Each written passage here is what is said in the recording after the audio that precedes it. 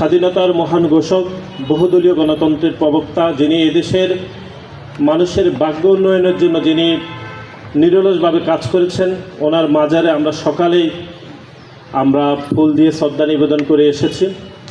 এই দিনটি এই জন্যই গুরুত্বপূর্ণ, সেটি হচ্ছে মহান মুক্তিযুদ্ধ যে প্রেক্ষাপটে তৈরি হয়েছিল বা বাংলাদেশের মানুষ যে কারণে মহান মুক্তিযুদ্ধে অংশগ্রহণ করেছিল এবং মহান মুক্তিযুদ্ধ অত্যন্ত সফলভাবে সম্পূর্ণ হওয়ার পরে আমরা দেখলাম যে যেই বাংলাদেশে যে রাষ্ট্র ব্যবস্থা রচিত হয়েছে 1971 সালের পরে, সে রাষ্ট্র ব্যবস্থাতে সেই স্বপ্ন বাস্তবায়নগুলোকে 3 বছরের মধ্যে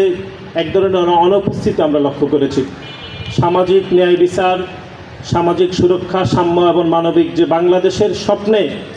বাংলাদেশের মানুষ মহান মুক্তিযুদ্ধে অংশগ্রহণ করেছিল, মাত্র 3 বছরের মাথায় বাংলাদেশকে একটি তলাবিহীন জুড়ি এবং একই সাথে একদলীয় শাসন ব্যবস্থার দিকে নিয়ে গেছিল তৎকালীন মুজিব সরকার। সেই জায়গা থেকে 1975 সালের 7 নভেম্বর ঐতিহাসিক সিপাহী জনতার বিপ্লবের মধ্যে দিয়ে সে বাংলাদেশকে সেই কাঙ্ক্ষিত বাংলাদেশ, যে বাংলাদেশ আমরা চেয়েছিলাম মহান মুক্তিযুদ্ধের পূর্বে, যেখানে প্রতিটি মানুষের স্বাধীনতা থাকবে,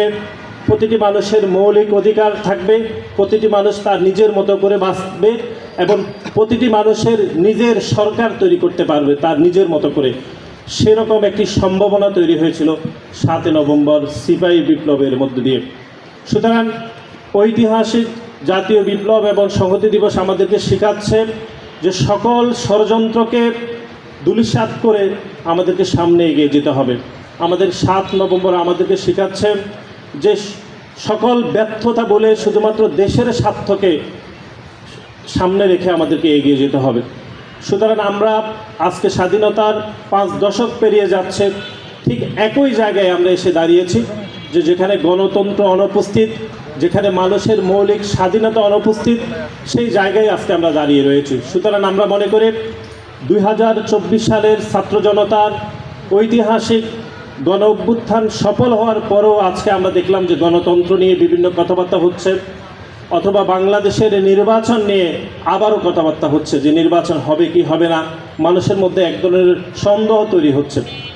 আমরা বাংলাদেশ জাতীয়তাবাদী ছাত্রদল দায়িত্বহীনভাবে আমরা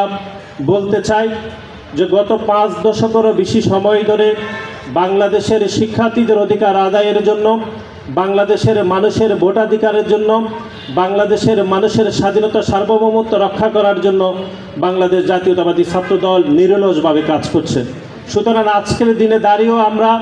এই দিনে আমরা শপথ করতে চাই যে আগামী দিনের যে গণতন্ত্রকে যারা নস্যাৎ করতে চায়, যারা বাংলাদেশের মানুষের ভোটাধিকার নিয়ে ষড়যন্ত্র করতে চায়, সকল ষড়যন্ত্রকে দমিয়ে আমরা একটি কাঠামোগত গণতান্ত্রিক এবং মৌলিক যে গণতন্ত্রের যে স্বপ্ন আমরা দেখছি বিগত 5 দশক ধরে, সেই স্বপ্নে আমরা বাস্তবায়ন করব।